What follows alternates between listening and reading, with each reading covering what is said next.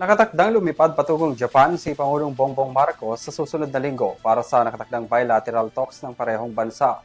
Inaasahan na rin na pag-uusapan ng stable na supply ng enerhiya sa kabila ng nagpapatuloy na kaguluhan sa gitnang silangan.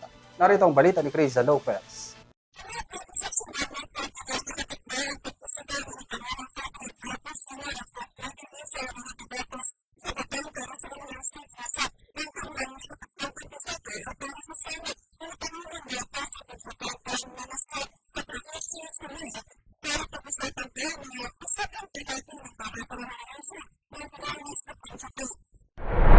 Ibinahagi ni Pangulong Marcos ang suportang naibigay ng Japan sa Pilipinas sa paghanap ng supply ng langis dulot ng gulo sa Middle East. Ayon sa Pangulo, susubukan muli ng pamahalaan ng Pilipinas na makipag-ugnayan sa supply ng enerhiya.